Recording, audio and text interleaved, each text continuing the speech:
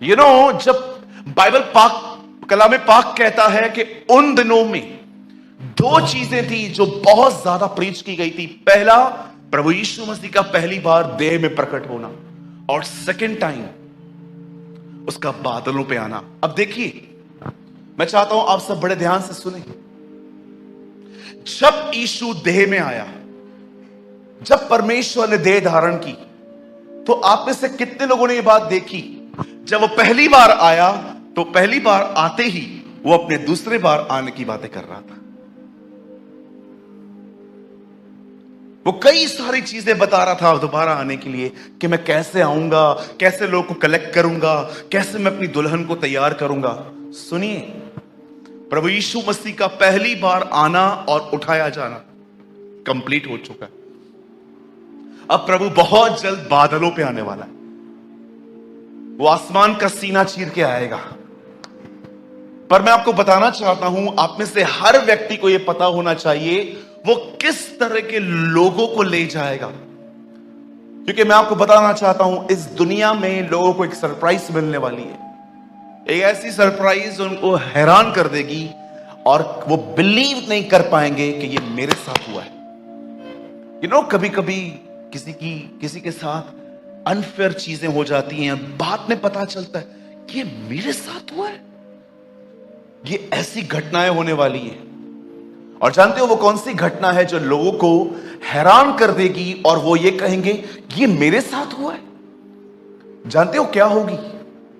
एक दिन कुछ लोग अपनी नींद से उठेंगे और अपने विश्वासी भाई बहनों को कॉल करेंगे और उनका फोन कोई नहीं उठाएगा। तब वो चिंतित होंगे कि कोई मेरा फोन क्यों नहीं उठा रहा। 1, 2, 3, 4 लोगों को मैं फोन कर चुका हूं, चल घर पे होके आता हूं। और कुछ लोग जब अपने विश्वासी भाई बहनों से घर मिलने के लिए जाएंगे, तो जानते हो उनके घरों में सिर्फ रोना होगा। और रोते रोते जानते हो वो आपको क्या कहेंगे? हम सुबह उठाने गए थे इसे, ये अपने कमरे में नहीं है, इससे जो कपड़े पहने थे वो कपड़े सिर्फ यहां पड़े। तब आपको पता चल जाएगा सब उठा लिए गए हैं, मैं रह चुका हूं। Not hallelujah. आप चाहते हो आपके साथ ऐसा हो?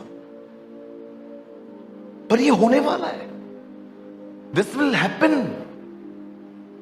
क्यों कह रहा हूं मैं इतना श्योरिटी के साथ कि कुछ लोग के साथ ये होगा? क्योंकि मैं कुछ लोगों के जीवनों को जानता हूं और मैं ये कह सकता हूं वे बिल्कुल तैयार नहीं है। आप सोचो, जो व्यक्ति चर्च में टेम्पर खो सकता है अपना भरी सभाओं में, उसकी घर की हालत क्या होगी? जो व्यक्ति पब्लिकली इतना स्पॉइल्ड है, सोचो उसकी पर्सनल लाइफ क्या होगी। मैं एक दिन इमेजिन कर रहा था, प्रभु समझ कोई रह जाता है, उसे पता ही नहीं चलता, तू आया उठा के लेके गया सबको। इसको पता कैसे चलेगा? इसे तब पता चलेगा जब इसको मालूम पड़ेगा कि मैं जिनसे रोज मिलता हूं वो उठा लिए गए। ब्रदर नहीं, ये आप अपनी बातें कह रहे हो। उन दिनों में एक चक्की की आटे को पीसती रहेगी, दूसरी उठा ली जाएगी। 2 लोग खेत में काम करते होंगे, एक उठा लिया जाएगा, एक रह लिया जाएगा। इवन यीशु ने तो साफ कहा 5 कुंवारियां रह जाएंगी, 5 उठा ली जाएंगी। मैं कभी कभी सोचता हूं बहनों भाइयों, प्रभु यीशु मसीह का यह मैसेज कि वो आ रहा है, मुझे लगता है हम में से हर व्यक्ति को अपने कुर्सी से 2-2 फुट उठ उठ के जंप मारने चाहिए हमें। वाओ, ये मुझे आज भी याद है, मैं एक सिटी में था, मैंने वहां पर एक भरी सभा में कहा प्रभु यीशु आ रहे हैं। वो सब खड़े होके तालियां बजाने लग गए, एक दूसरे को गले मिलने लग गए। मैंने बोला मैंने क्या बोल दिया ऐसा? तब मुझे प्रभु ने कहा, सूरज पता ये आनंद क्यों कर रहे हैं? मैंने कहा क्यों प्रभु? सब तैयार है, लेकिन ये क्यों डर रहे हैं? क्योंकि इन्हें पता है इनके जीवनों में गड़बड़ियां हैं। याद रखिए, हबक्कू कहता है जब तक प्रजा अपना पाप न माने, यहोवा अपने स्थान पर नहीं लौटेगा। Do you know this is a word in the Bible? जब तक एक मनुष्य अपना पाप नहीं मानेगा, लिखा है यहोवा अपने स्थान पर वापस नहीं लौटेगा। पुराने नियम के नबियों ने इस्राएल को एक दिन यह कहा था। आज मैं आपसे पूछना चाहता हूं, 666 क्या है, चिप क्या है, एंटी क्राइस्ट क्या है, वन वर्ल्ड गवर्नमेंट क्या है। एक हद तक इन बातों को समझना कोई बुरी बात नहीं है, पर मैं आपसे पूछना चाहता हूं, ऐसा तो नहीं है कि आप सिर्फ ज्ञान में बढ़ रहे हैं पर आपकी तैयारी शून्य है?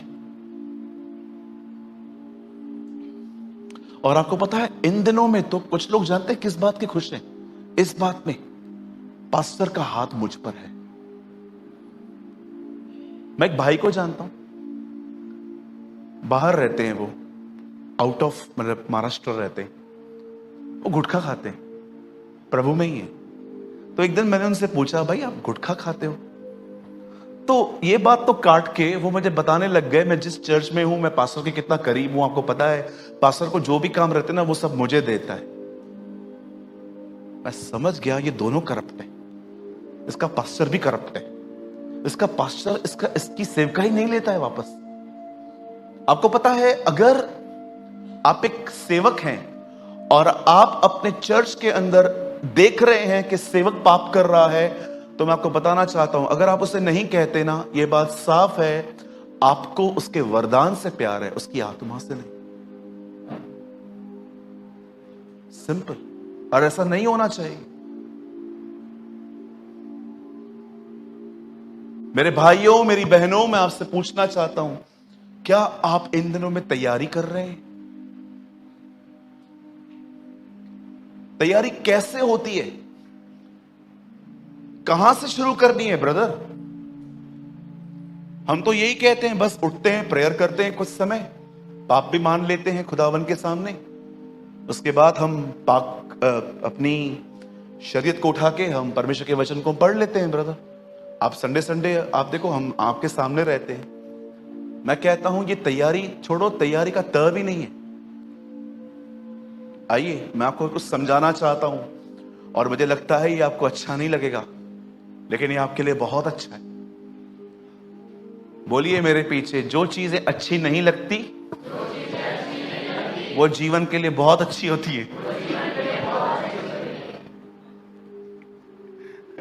है ना?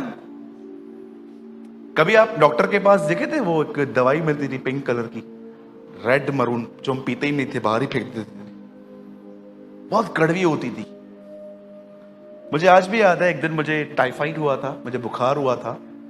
मैं डॉक्टर के पास गया तो उन्होंने कुछ, हमारे डॉक्टर बहुत अच्छे थे, वो एक 3 ही गोलियां रहती थी उनकी, पिंक, येलो, व्हाइट, हर एक को वही दे देते थे। एक दिन तो मैं उनको देख के मैंने बोला मुझे क्या हुआ है देखो, तो उन्होंने देखा, मैंने कहा आप दवाई मत दो, मैं ले लेता मैंने डिब्बे खोले मैंने कहा यही है ना? बोला हाँ सबके पास यही है।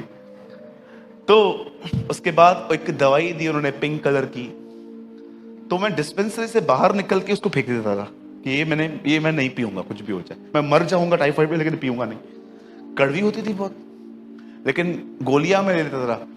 एक दिन मुझे 3 दिन के गोलियां लेने के बाद भी मैं ठीक नहीं हुआ, मेरा वजन कम हो रहा था। 3 दिन में मेरी शर्ट्स जो है ना ऐसे एकदम ढीली हो गई। तो फिर 3-4 दिनों में इतना मैं पतला हो गया, इस बुखार ने मुझे इतना पिघला दिया 3-4 दिनों में। तो मैं डॉक्टर के पास फिर गया, तो डॉक्टर ने बोला क्या हुआ? मैंने कहा क्या होगा, दिखता नहीं है क्या, इतना पतला हो गया हूं मैं, इतना मुझे बुखार है। तो उन्होंने दवाई ली थी? मैंने कहा हाँ ली थी। तो बोला कौन सी ली? मैंने कहा वही जो आपने दी। बोला पीने वाली ली? नहीं। बोला क्यों नहीं ली तूने? मैंने कहा वो कड़वी है। अरे अच्छी है, उसको पी तू। उसके बाद उन्होंने मुझे वहीं पर बिठा के एक छोटे से ऐसे, वो छोटा वर्ल्ड कप आता है ना वो तोलने वाला, हाँ तो यही पता, उसमें मुझे पिलाई। अगले दिन ठीक हो गया मैं। बोलिए मेरे पीछे, वो चीजें बहुत अच्छी होती हैं जो हमें अच्छी नहीं लगती। ये आजकल को प्रभु कहता है इस किताब को खा ले, ये तुझे कड़वी जरूर लगेगी, लेकिन अंदर जाके मधु से मीठी हो जाएगी। आमेन।